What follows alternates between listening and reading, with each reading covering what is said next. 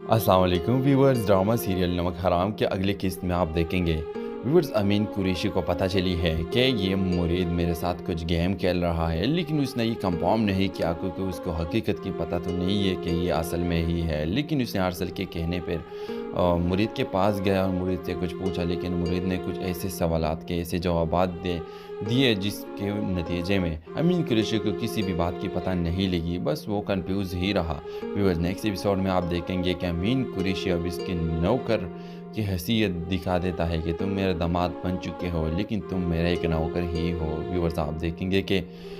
मुरीद को अमीन कुरैशी कहेगा कि तुम अपने शर्ट पे मेरे जूते साफ़ करो, और इस तरह व्यूअर्स मुरीद करता है, चुपचाप ही करता है और अपना फ़र्ज़ निभाता है। और अमीन कुरैशी को ये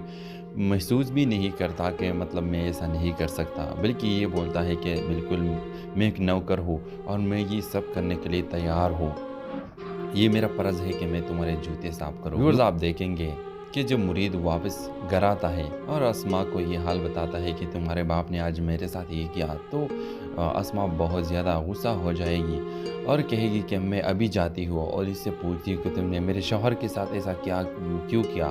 अगर तुम मेरे रिश्ते इसके साथ करते तो ये सब बंद करो। व्यूअर्स लेकिन आप देखेंगे कि मुरीद इसको मना करेगी कि ऐसा नहीं करना चाहिए, मैं एक नौकर ही हूँ और मुझे मेरा फ़र्ज़ निभाना चाहिए। व्यूअर्स आप देखेंगे कि अस्मा उसे कहेगी कि तुम्हें अब अपना काम बहुत एहतियात से करना है। व्यूअर्स नेक्स्ट एपिसोड में आप देखेंगे कि अरसल मुरीद के पास आएगा और कहेगा कि मुरीद तुम इस घर के दामाद क्यों बने, कैसे बने, तुमने ये प्रोग्रेस कैसे चलाई। व्यूअर्स आप देखेंगे कि मुरीद उसे कहेगा कि ये मेरे तरक्की है, मैं यहाँ का नमक हलाल हूँ और मैंने अपनी सच्चाई की वजह से ये रिश्ता की है, अगर मेरा सच्चा ना होता तो मुझे ये अस्मा का रिश्ता कभी भी ना मिलता। आप देखेंगे कि मुरीद अरसल को ये कहेगा कि तुम अपने तकदीर की वजह से, मुकद्दर की वजह से इस घर के दामाद बनते हो, लेकिन मैं अपनी तरक्की की वजह से बना।